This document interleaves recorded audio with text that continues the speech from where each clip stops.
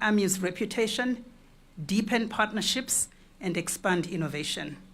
Your Excellency, thank you very much, and thank you to the Commission for University Education for your continued support. May this charter inspire us to reach even higher. Together we will shape the future of Africa's health.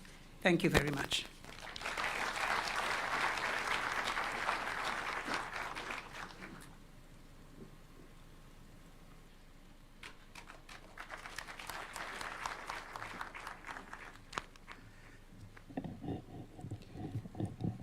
Your Excellency, distinguished guests, all protocols observed, I wonder how I can be brief in a 67-year-old history to the date we are today, but I will try because I know your time is very busy. Today marks a defining and historic moment for this university, AMREF Health Africa, and as well as primary healthcare for our beautiful continent and in this country, Kenya. Receiving the charter from you, Excellency, and installing our second chancellor as a twin event is the culmination of a journey of a dream rooted in vision, purpose, and unwavering partnerships.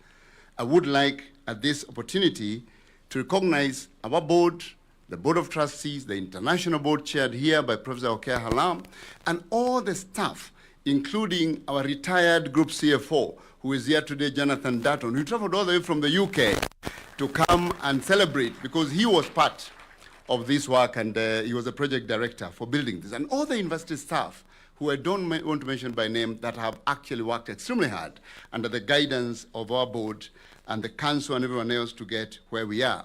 Allow me to also recognize our first chancellor, His Excellency Festus Mohae, who is now retired, who has now been taken over by Tisi Masiwa as the new chancellor.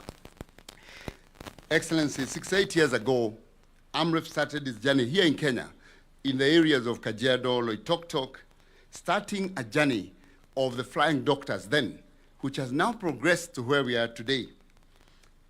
AMREF's journey led into, as has been described, the International Training Center, which equipped thousands and thousands of frontline health workers, including, Excellency, upgrading all the original nurses who are called community nurses, post-independence, to becoming registered nurses, Kenya registered nurses, that improve their skills to provide care. We upgraded more than 10,000 in this country and more thousands across this continent, including Zambia, Tanzania, and elsewhere. But with increasing demand for skilled workforce for our primary healthcare delivery, there was a demand for numbers. Therefore, our little campus that was on Langata Road, which you know very well, Excellency, and also the demand to expand the career progression. So we moved from offering certificate training, diploma training, to bachelor's degree, and then all the master's programs that have been read here by the Commission, and more recently, seeking approval for our first PhD in public health. This progression that has demanded all these things led us to go to the board many years ago and say, we need to establish a university because we wanted to move away from collaborating with other universities like the University of Nairobi and Moi for us to establish our own accredited university. And that journey has been described to you, so I do not have to go back to that. But I just want to state that when we started the journey for getting the letter of interim authority, we needed 50 acres. You know, the commission here demands 50 acres, not 49.9. So we had to get 50 acres. And we found our way to Makueni, Excellency, and with the support of the Makueni government, at that point led by Professor Kivutha Kibwana, they granted us 50 acres of land, with which we managed to get the letter of interim authority. But we found that very far for our students here, and therefore we are going to build a research center there, and we found a nearer home for the students closer to where they are living, and that's why we ended up where we are today. So we thank Makueni because without their offer, we would not have been able to be where we are today. Excellency, today is a milestone as we receive this charter here at the Northlands campus, a campus variously referred to many as the best private university infrastructure. And I think you're here to witness this for yourself. And I dare say, the only one that's qualified and pursuing green building certification under the IFC. We have a lot of solar lighting here, water recycling, and everything else that reduces our energy demands by more than 25%. We warmly welcome you to this magnificent modern campus, made possible by our benefactors who have been named here, the Kenyatta family and Mackenzie Scott, who gave us the money to construct. And this campus enables us to move from a capacity of 2,000 students constrained in Langata. And this campus now can host 10,000 students in a combined model of virtual and physical learning. So we can absorb up to 10,000 students without needing to expand this infrastructure. But they say that if your dreams don't scare you, then they are not big enough. So we are not tired of dreaming. And after this charter, the next dream is to establish a level 6 research, teaching, and referral hospital that's going to be focused on something that's very close to your heart, maternal health and child health. You know, Your Excellency, that the continent of Africa loses mothers needlessly to preventable causes, and we know that when mothers die, the chance of the child to die is increased by 50%.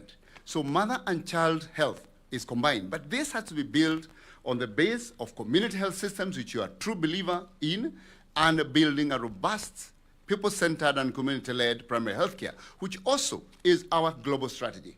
So with this, we intend to build a beacon of science, service, and compassion as our teaching hospital, specifically to my right behind this tent.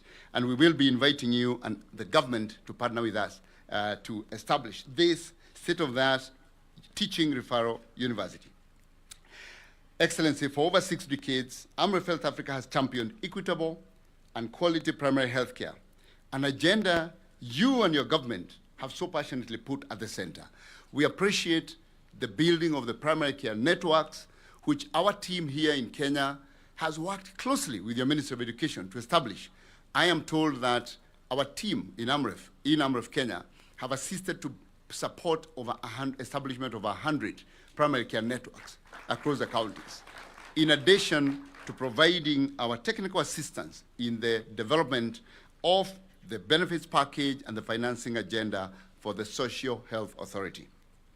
We continue to work on this, but this university is now our execution for building a health workforce not only for Kenya and not only for Africa, but for the world. And as we build this, we realize that it's not just by training, academic training, that then charts the path for labor migration. We want our young people to find jobs in Kenya and everywhere, like your government has championed. And for us, we want to partner with your government specifically for skilled labor migration, especially for health workforce. We know that in the past, we've talked about labor migration as a negative force, brain drain, but we know in the health sector now, with analysis by World Bank and others, that labor migration is a positive force. It is actually demand and supply, provides jobs to the young people who are going to build the future of this continent, and also is a foundation for diaspora remittances, but also for skills transfer. So we as a university have established that as a core of our training, and I would like to inform Your Excellency that we've established a language center here.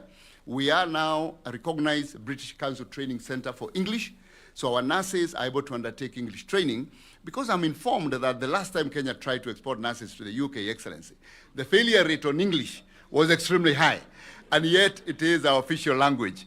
But because our friend here, the CEO of the commission, is a professor of English, his PhD is in English, we'll work closely with him to ensure that we can build a center that when our students sit the exams for the UK, they pass with the first test. We are also establishing a language center for German and French as well, working with the Goethe Institute and also the French Embassy. And at the same time, we've ensured that we provided our students an opportunity to learn sign language.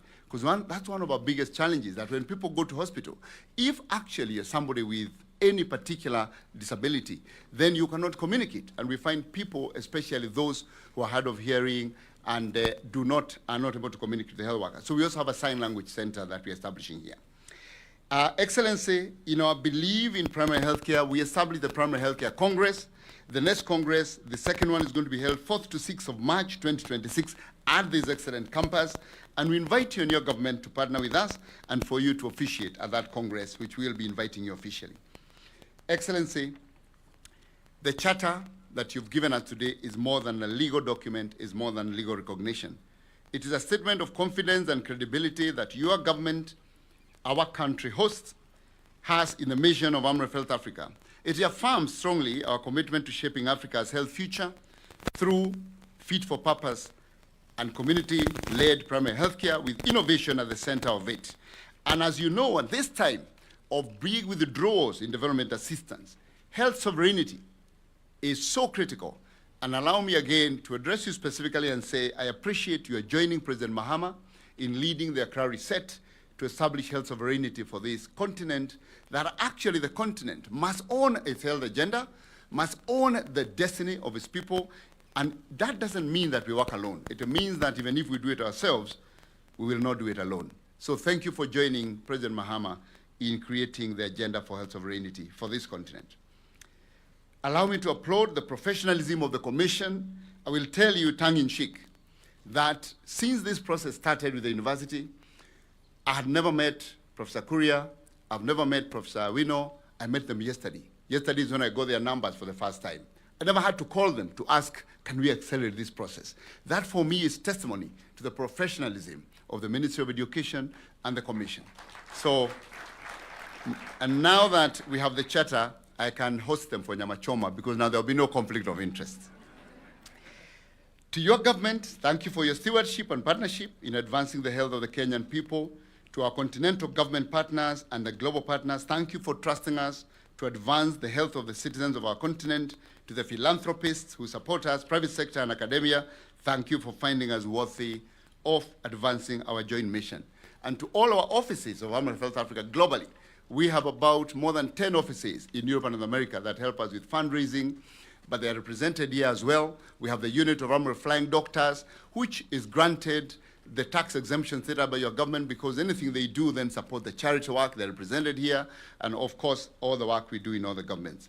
We invite all of you to work with us as we build the leading health sciences institution for Africa. For any of you who want to support our student scholarships, our advancement, any of these buildings is available for you to name.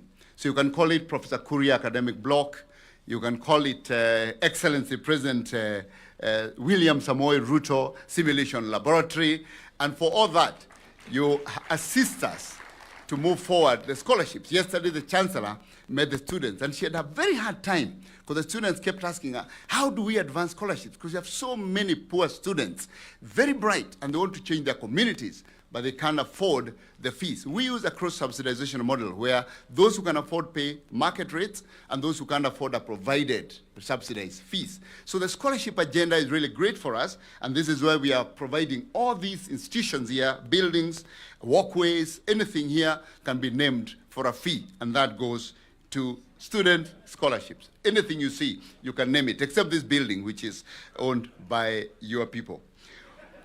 To our excellent students, our guardians, our parents, and our staff, you are the reason we are here, and you remain the heartbeat of these great institutions.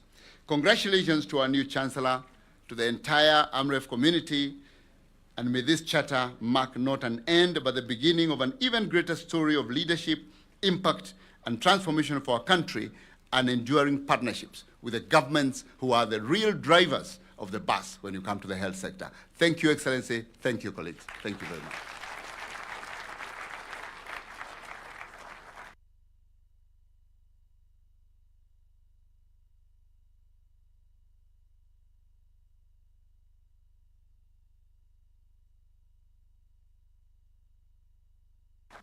After which he will humbly invite Your Excellency to address this convergence and the nation.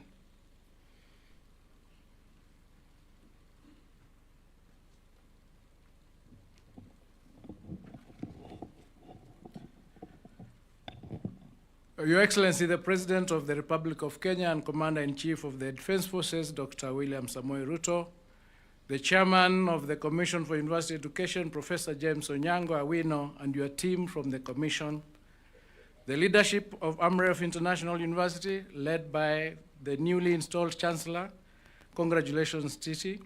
Distinguished guests, ladies and gentlemen, good afternoon. Your Excellency, it's an honor and privilege to join you once again this week for the award of charter to AMREF International University.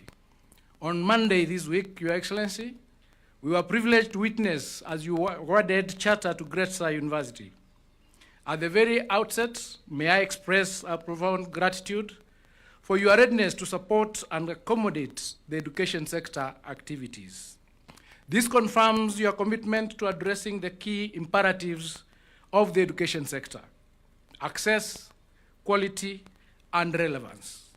The Kenya Kwanza administration, under your leadership, has deliberately provided expansion and access to higher education by establishing more learning institutions and fostering affordability in higher education through the student-centered funding model and rationalization of program costs. In the last 3 years, enrollment in tertiary institutions has grown significantly because of these strategic interventions. Your Excellency, the university that you are awarding charter today exemplifies how service, science, and art can build an institution that truly changes lives. This institution has grown from a medical foundation that began in the field where health challenges were real and communities needed skilled and compassionate hands. The many years of experience and capacity that AMREF has built over the years and over the decades have formed a foundation that interfaces education, health, and community service, and through this university, it will continue to do so. With this charter, the institution will now be positioned to play an even greater role in providing education and training that responds to real needs of Kenya, Africa, and the world, and especially in the health sector. Your Excellency, as we commend the leadership of the university of this remarkable milestone, we also call upon them to rise to the occasion of this new status. The gains that have been made over the years, such as partnerships with the premier health organizations like the World Health Organization and the Africa Centers for Disease Control, must be consolidated. At the same time, the university must break new ground and conquer new frontiers to enhance its relevance and sustainability in an ever-changing environment. Your Excellency, under your leadership, we will continue the work of creating and enabling legal and policy environments so that our institutions of higher learning can thrive and remain fit for purpose. As I conclude, I wish to take this opportunity to congratulate AMREF International University Fraternity for the hard work, commitment, and sacrifices that have been made this remarkable milestone achievable. I'm confident that with the same spirit and drive, this institution will grow from strength to strength and transform the lives of many in our society and beyond. Your Excellency, with these few remarks, it's now my distinct honor to welcome you to deliver your speech. Thank you, and God bless you all.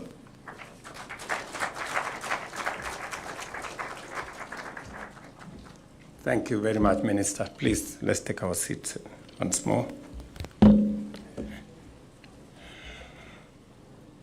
Madam Chancellor, distinguished participants, ladies and gentlemen, I am pleased to preside over this yet another key moment in our country's journey to strengthen education, expand opportunity, and build a healthier and more resilient nation. We gather to honor AMREF International University, an institution that has earned its place as a leader in health sciences in this continent. This charter is not a symbolic gesture. It is a recognition of excellence, integrity, and demonstrated impact. It is an acknowledgement that when institutions align purpose with action, they transform societies. One of the most remarkable things about AMREF International University is that its story did not begin in lecture halls or boardrooms. It began in villages, clinics, and communities across Africa. Before there were classrooms, there were outreach teams. Before there were degree programs, there were health workers trained to serve where the need was greatest. Before titles and credentials, there was trust earned through service, compassion, and results. That is why today's honor carries deep meaning. You have built credibility from the ground up or from the bottom up, anchored in real human need.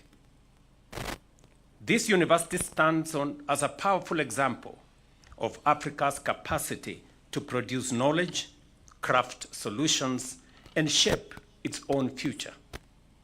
Since its establishment in 2017, it has grown from the strong foundation of AMREF Health Africa, an organization with nearly 7 decades of service to community health in more than 30 countries. What began as AMREF International Training Center has evolved into a premier Pan-African university dedicated to training health professionals who lead with innovation, empathy, and integrity. The university's progress speaks for itself. From just 246 students in 2018, AMREF International University now serves more than 3,800 learners from 32 countries across Africa. 70% of the students, I am informed, are women, an inspiring indicator of its commitment to advancing women's leadership in health. And it is no chance that the Chancellor is also a great lady. Some 13% of the students currently benefit from scholarships, helping to expand inclusive and equitable access to education. Since 2018, the institution has graduated 1,665 professionals who are now serving communities across the continent, strengthening health systems, advancing primary health care, and saving lives. Ladies and gentlemen, this institution is demonstrating what an African university can be when it embraces innovation and stays close to the realities of the people it serves. Through open and distance e-learning, the research and community extension programs, the Health Entrepreneurship Academy, and the Center of Excellence for Primary Health Care, the university is not only educating students, but also shaping problem solvers, entrepreneurs, and leaders. This is precisely the kind of transformation needed in our continent. As AMREF International University receives its charter, we recognize not only an institution, but also a philosophy that Africa's challenges can be solved by African institutions. African ideas and African leadership can contribute meaningfully to solutions for our region. To the founders and early champions of this university, you dared to imagine that the continent could build its own centers of medical excellence. You refused to wait for solutions from elsewhere. You build them here at home, and we applaud your courage, your vision, and your relentless service to humanity. I must commend Githinji Gitahi for the comments that he has made, especially the dedication of AMREF University to training health professionals. It is a space that speaks to the needs of the present and speaks loudly to the needs of the future. As I speak to you, 3 years ago, we converted community health volunteers, people who went out of their way as volunteers to serve communities in different aspects. We converted them to community health promoters. We now have close to 110,000 community health promoters across Kenya. We pay them now a stipend. We have given them very basic training. We have equipped them with gadgets and equipment that they can use in our communities. Proudly this morning, I was being given the statistics that they have visited 8 million people in Kenya, referred close to 500,000 to hospitals. I am asking AMREF, because your strength is in working with and the space around health workers. We will be working with you, and I will get the Ministry of Health to work with you to see how we can enhance the capacity through training of our community health promoters so that they can do more to our health space. I know, Gitahi, you have said that you've trained 10,000. I want to tell you I have another 110,000 which you can train. And it is a very primary aspect of health. As we all know, as the people of Kenya, we have been focused and we have made, I think, 3 or 4 attempts at universal health coverage. But this time round, we decided that failure is not an option.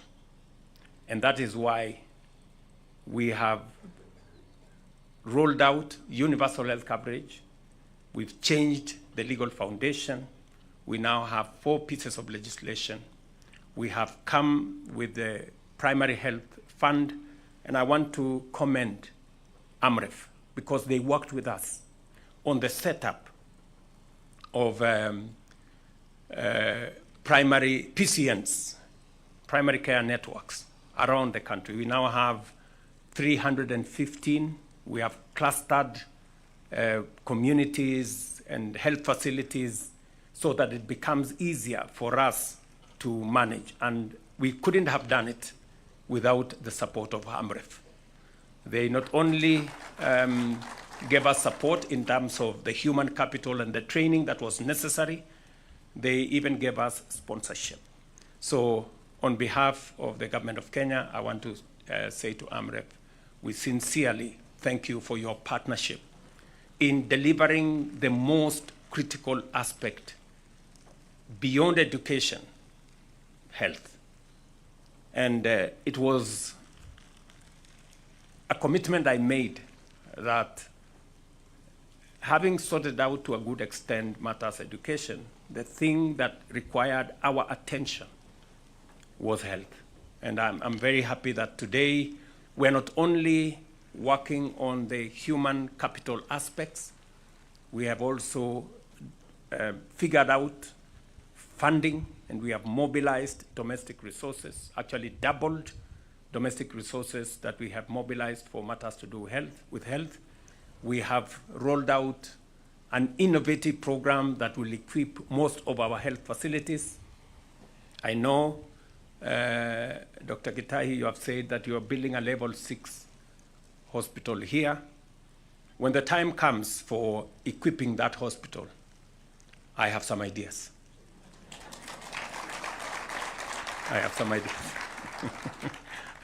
So if you pay a visit to me, I will tell you how to equip that hospital. It is the same innovative mechanism that today we are equipping hospitals across Kenya under a fee-for-service arrangement that doesn't give you a huge financial outlay for you to have the equipment. And I am looking forward to working with you as we expand the footprint of health infrastructure in Kenya, because health is a constitutional requirement. Section 43 of the Constitution demands of government to provide every citizen to the highest standards of health. And I did commit that health is no longer going to be a privilege for those who have the means, who have jobs, or who have the wherewithal. It's going to be a right of every citizen. And I'm very proud that we are walking that journey, and AMREF has been a great partner as we move in that direction. Kenya's private universities play a central role in shaping our human capital.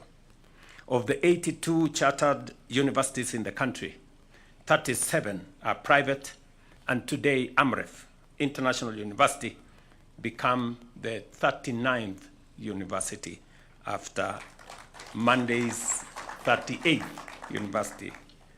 Private universities account for more than 20% of all university enrollment and are essential partners in expanding access to quality higher education.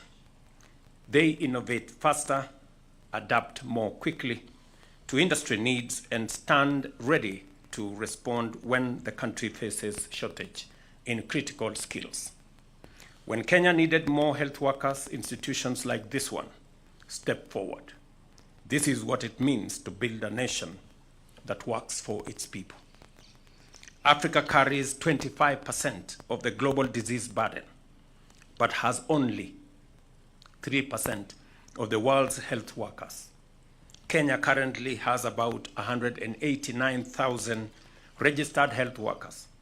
But to achieve global standards and for our universal health coverage plan, we need at least 300,000 more in the coming decade. And AMREF International University is going to be a central cog in making sure that we have this personnel. This is why your work is not ordinary. It is strategic. It is national in importance and continental in relevance. Our education system must produce graduates who can solve real problems. That is why we are reforming learning from early childhood to the university. Our competence-based education and training system is being strengthened to ensure learners acquire practical and relevant skills. At the technical and vocational level, more than 2,000 institutions are now training over 700,000 young people for industry. In our universities, enrollment currently stands at 650,000 students. Through the new higher education funding model, students receive government support based on their levels of financial need.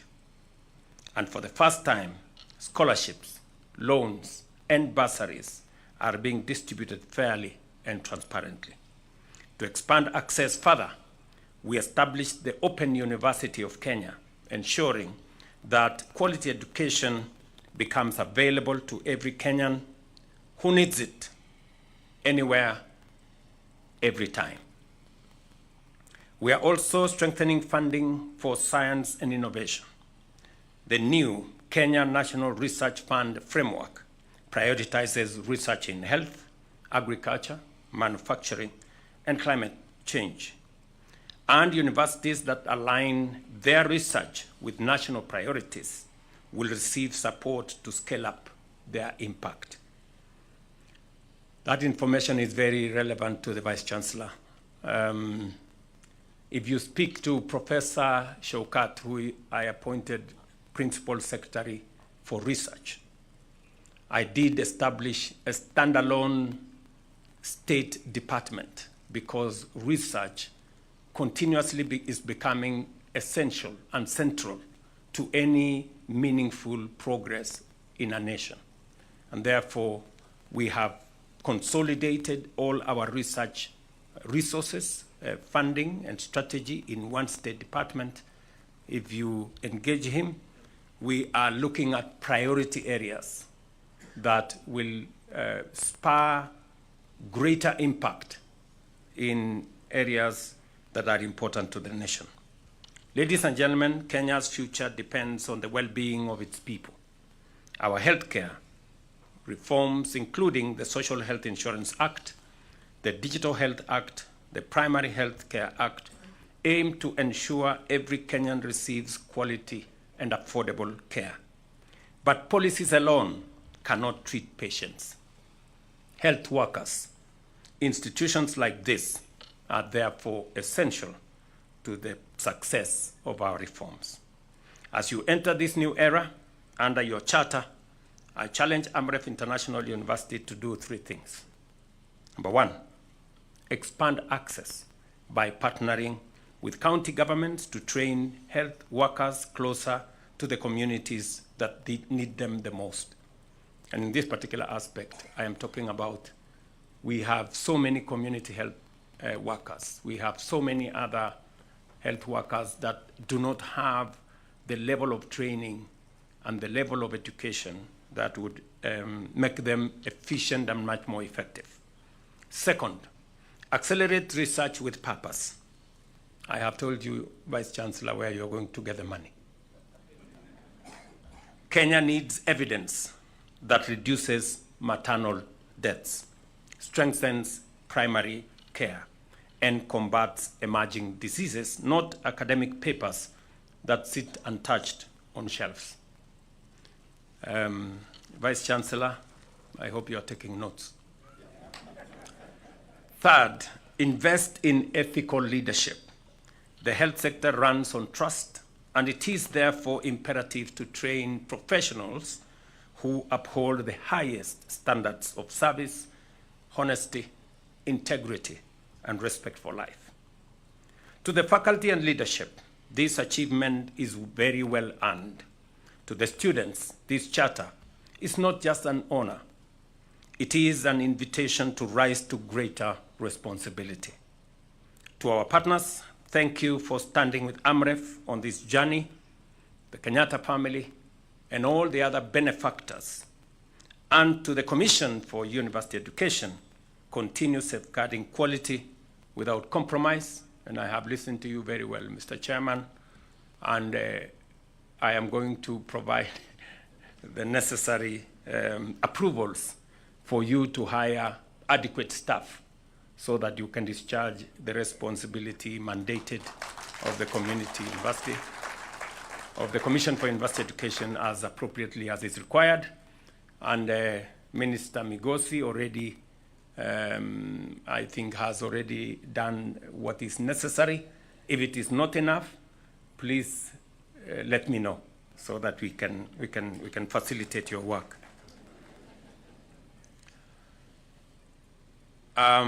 Today, we welcome AMREF International University fully into Kenya's family of chartered universities.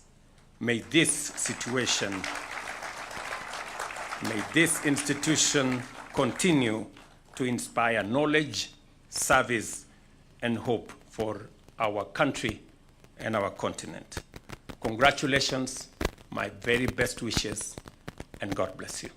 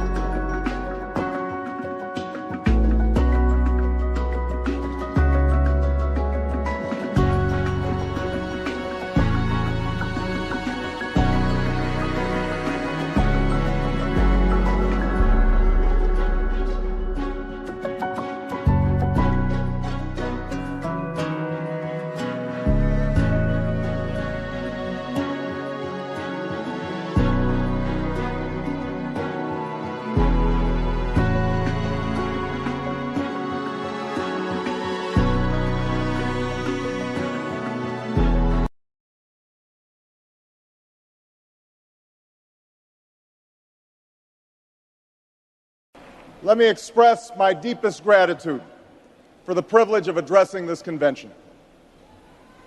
Tonight is a particular honor for me because, let's face it, my presence on this stage is pretty unlikely. My father was a foreign student, born and raised in a small village in Kenya. He grew up herding goats, went to school in a tin roof shack. His father, my grandfather, was a cook, a domestic servant to the British.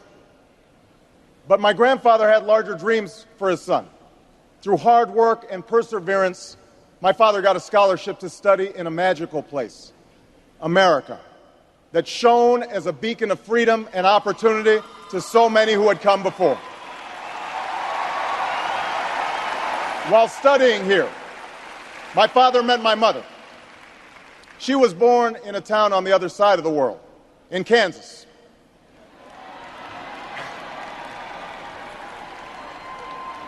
Her father worked on oil rigs and farms through most of the Depression. The day after Pearl Harbor, my grandfather signed up for duty, joined Patton's army, marched across Europe. Back home, my grandmother raised a baby and went to work on a bomber assembly line. After the war, they studied on the GI Bill, bought a house through FHA, and later moved west, all the way to Hawaii in search of opportunity. And they too had big dreams for their daughter. A common dream born of two continents. My parents shared not only an improbable love, they shared an abiding faith in the possibilities of this nation. They would give me an African name, Barak, or Blessed, believing that in a tolerant America, your name is no barrier to success. They imagined me going to the best schools in the land, even though they weren't rich, because in a generous America, you don't have to be rich to achieve your potential. They're both passed away now. And yet I know that on this night, they look down on me with great pride.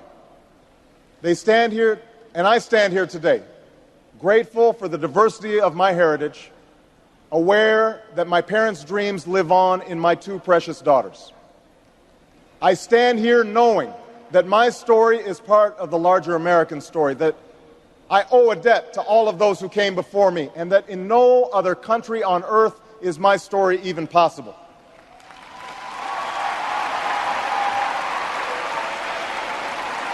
Tonight, we gather to affirm the greatness of our nation. Not because of the height of our skyscrapers or the power of our military or the size of our economy. Our pride is based on a very simple premise, summed up in a declaration made over 200 years ago. We hold these truths to be self-evident, that all men are created equal, that they are endowed by their Creator with certain inalienable rights, that among these are life, liberty, and the pursuit of happiness. That is the true genius of America. A faith in simple dreams, an insistence on small miracles, that we can tuck in our children at night and know that they are fed and clothed and safe from harm. That we can say what we think, write what we think without hearing a sudden knock on the door. That we can have an idea and start our own business without paying a bribe. That we can participate in the political process without fear of retribution, and that our votes will be counted, at least most of the time.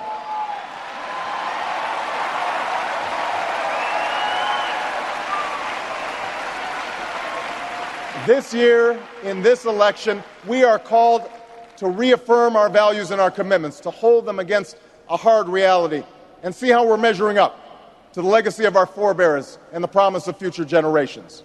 And fellow Americans, Democrats, Republicans, Independents, I say to you tonight, we have more work to do.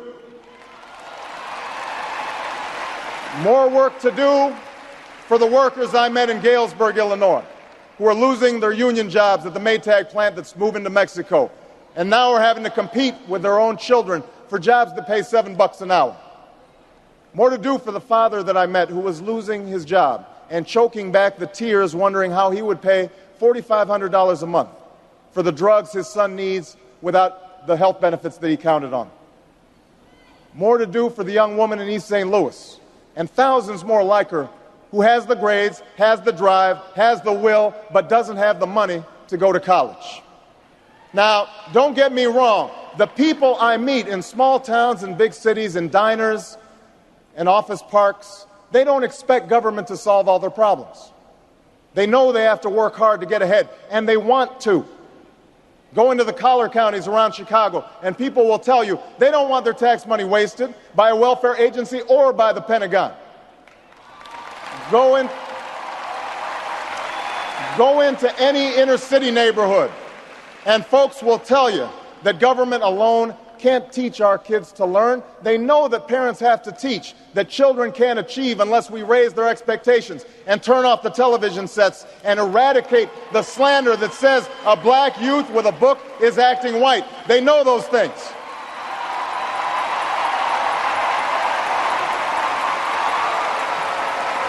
People don't expect government to solve all their problems. But they sense deep in their bones that with just a slight change in priorities, we can make sure that every child in America has a decent shot at life, and that the doors of opportunity remain open to all. They know we can do better, and they want that choice. In this election, we offer that choice. Our party has chosen a man to lead us who embodies the best this country has to offer, and that man is John Kerry.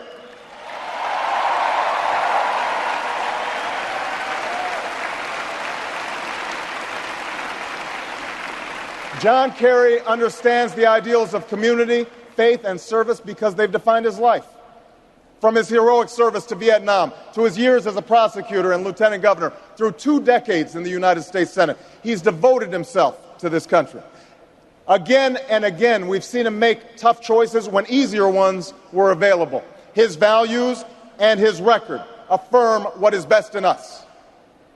John Kerry believes in an America where hard work is rewarded. So instead of offering tax breaks to companies shipping jobs overseas, he offers them to companies creating jobs here at home.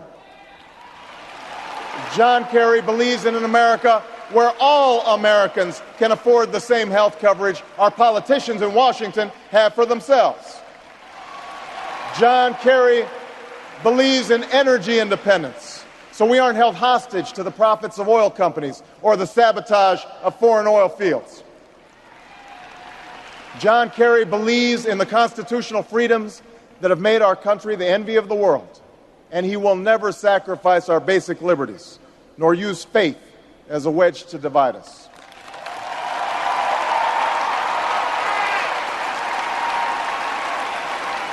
And John Kerry believes that in a dangerous world, war must be an option sometimes, but it should never be the first option. You know, a while back, I met a young man named Seamus in a VFW hall in East Moline, Illinois. He was a good-looking kid, 6'2", 6'3", clear-eyed with an easy smile. He told me he joined the Marines and was heading to Iraq the following week. And as I listened to him explain why he'd enlisted, the absolute faith he had in our country and its leaders, his devotion to duty and service, I thought, this young man was all that any of us might ever hope for in a child. But then I asked myself, are we serving Seamus as well as he's serving us?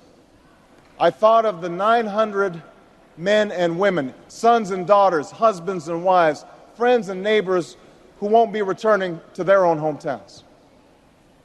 I thought of the families I'd met who were struggling to get by without a loved one's full income, or whose loved ones had returned with a limb missing or nerves shattered, but still lacked long-term health benefits because they were reservists. When we send our young men and women into harm's way, we have a solemn obligation not to fudge the numbers or shade the truth about why they are going, to care for their families while they're gone, to tend to the soldiers upon their return, and to never, ever go to war without enough troops to win the war, secure the peace, and earn the respect of the world.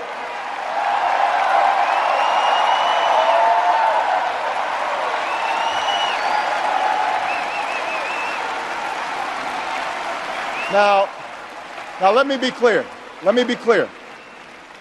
We have real enemies in the world. These enemies must be found, they must be pursued, and they must be defeated.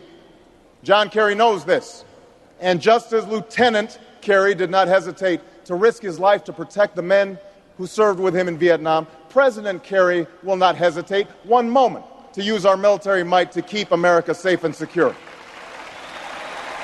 John Kerry believes in America, and he knows that it's not enough for just some of us to prosper.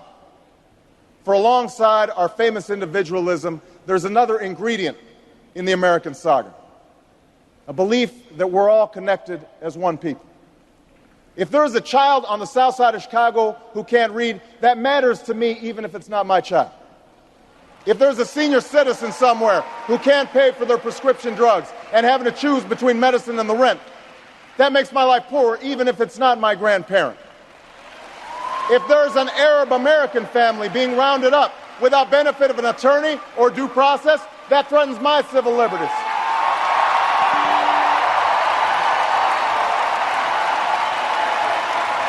It is that fundamental belief. It is that fundamental belief, I am my brother's keeper, I am my sister's keeper, that makes this country work. It's what allows us to pursue our individual dreams and yet still come together as one American family. E pluribus unum, out of many, one. Now, even as we speak, there are those who are preparing to divide us. The spin masters, the negative ad peddlers, who embrace the politics of anything goes. Well, I say to them tonight, there is not a liberal America and a conservative America. There is the United States of America. There is not a black America and a white America and Latino America and Asian America. There's the United States of America. The pundits like to slice and dice our country into red states and blue states, red states for Republicans, blue states for Democrats. But I've got news for them, too. We worship an awesome God in the blue states, and we don't like federal agents poking around in our libraries in the red states. We coach Little League in the blue states, and yes, we've got some gay friends in the red states. There are patriots who opposed the war in Iraq, and there are patriots who supported the war in Iraq. We are one people, all of us pledging allegiance to the Stars and Stripes, all of us defending the United States of America.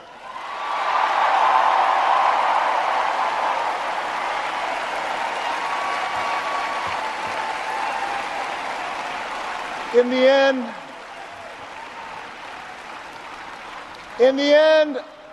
end, that's what this election is about. Do we participate in a politics of cynicism, or do we participate in a politics of hope? John Kerry calls on us to hope.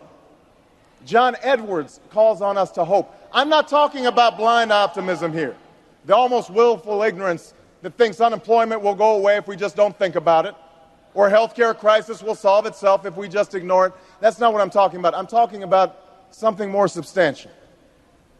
It's the hope of slaves sitting around a fire singing freedom songs, the hope of immigrants setting out for distant shores, the hope of a young naval lieutenant bravely patrolling the Mekong Delta, the hope of a mill worker's son who dares to defy the odds, the hope of a skinny kid with a funny name who believes that America has a place for him too.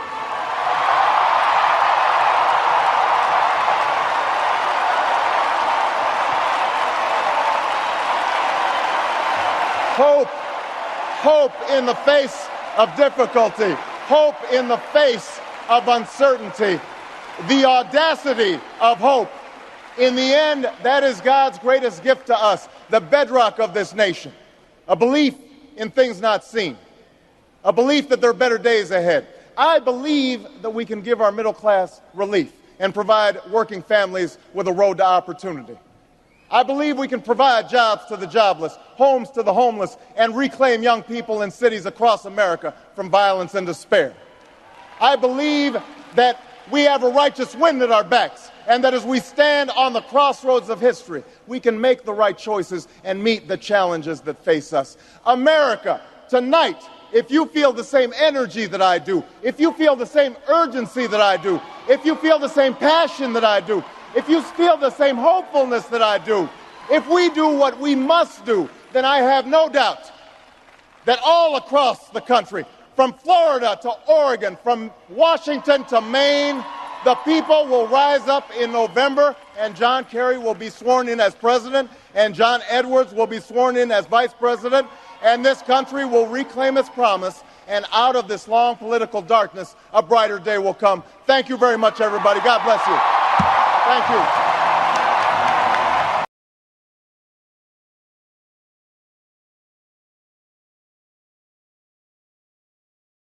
Let me express my deepest gratitude for the privilege of addressing this convention.